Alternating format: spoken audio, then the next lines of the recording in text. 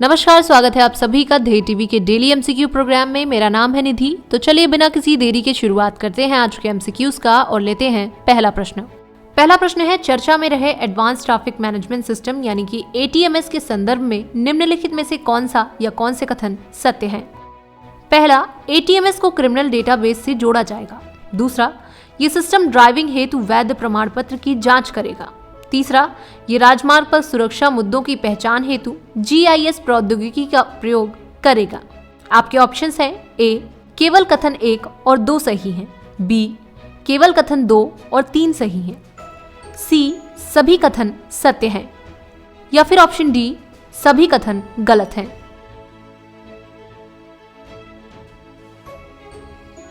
सही उत्तर है option B यानी कि केवल कथन 2 और 3 सही है। आइए इसकी व्याख्या देखते हैं। एनएचआई राष्ट्रीय राजमार्गों और एक्सप्रेसवे पर दुर्घटनाओं को कम करने के लिए एक उन्नत यातायात प्रबंधन प्रणाली एडवांस ट्रैफिक मैनेजमेंट सिस्टम लागू कर रहा है। एटीएमएस वास्तविक समय की जानकारी के माध्यम से राजमार्ग यातायात का प्रबंधन करने और सुरक्षा सुनिश्चित करने के लिए एक एकीकृत समाधान है। बढ़ते हैं अपने दूसरे प्रश्न की ओर। दूसरा प्रश्न है, प्रधानमंत्री राष्ट्रीय बाल पुरस्कार 2023 के संबंध में कौन सा या कौन से कथन सत्य हैं? पहला, वर्ष में 15 बच्चे इस पुरस्कार से सम्मानित किए गए। दूसरा, प्रत्येक बच्चे को 1 लाख रुपए पुरस्कार स्वरूप दिया गया। आपके ऑप्शंस हैं: ए, केवल कथन 1 सत्य है। बी, केवल कथन 2 सत्य है। सी, कथन 1 और 2 दोनों सत्य हैं। या फिर डी, ना ही 1 ना ही 2।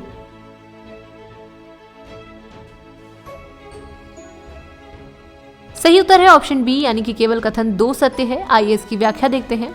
हाल ही में 23 जनवरी 2023 को राष्ट्रपति श्रीमती द्रौपदी मुर्मू ने नई दिल्ली में आयोजित एक पुरस्कार समारोह में 11 बच्चों को प्रधानमंत्री राष्ट्रीय बाल पुरस्कार 2023 प्रदान किए। प्रधानमंत्री राष्ट्रीय बाल पुरस्कार 5 से 18 वर्ष की आयु के बच्चों को 6 श्रेणियों कला और संस्कृति, बहादुरी, नवाचार, शैक्षिक, सामाजिक सेवा और खेल में उनकी उत्कृष्टता के लिए प्रदान किए जाते हैं। इस पुरस्कार से सम्मानित प्रत्येक बच्चे को एक मेडल, 1 लाख रुपए की नगद धनराशि और सर्टिफिकेट प्रदान किया जाता है। इस साल ये पुरस्कार 6 लड़कियों और 5 लड़कों को प्रदान किया गया है। रुक करते हैं अपने तीसरे प्रश्न का। तीसरा प्रश्न है, चर्चा में रहे जेम्स वेब टेलीस्कोप के संदर्भ में कौन सा या कौन से कथन सत्य हैं? पहला, जेम्स वेब टेलीस्कोप ने पृथ्वी के आकार के एक्सोप्लैनेट की खोज की। दूसरा, इस एक्सोप्लैनेट का नाम LHS 475b रखा गया है। आपके ऑप्शंस हैं: ए, केवल कथन 1 सही है। बी, केवल कथन 2 सही है। सी, कथन 1 और 2 दोनों ही सही है। या फिर डी, ना तो 1 और ना ही 2।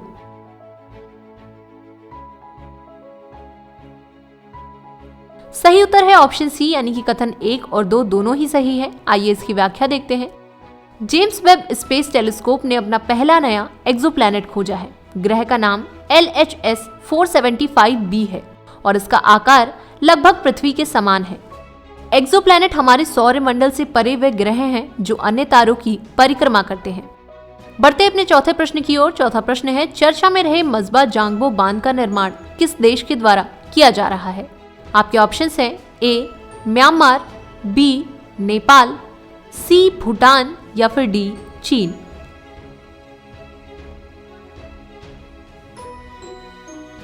सही उत्तर है ऑप्शन डी यानी कि चीन। आइए इसकी व्याख्या देखते हैं।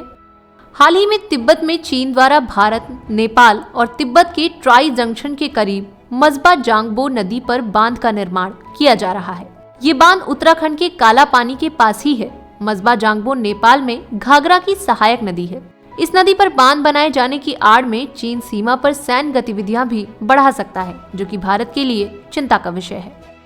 बढ़ते अपने पांचवें और आखिरी प्रश्न की ओर। पांचवा प्रश्न है, सर्ववैक वैक्सीन के संबंध में कौन सा या कौन से कथन सत्य हैं? पहला, इसका निर्माण CIPLA कंपनी द्वारा किया गया है। दूसरा, ये देश की पहली ह्यूमन पैपिलोमा वायरस वैक्सीन है।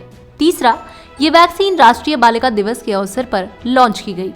आपके ऑप्शंस हैं: ए, केवल 1 और 2, बी, केवल 2 और 3, सी, केवल 3 या फिर डी, उपरोक्त सभी।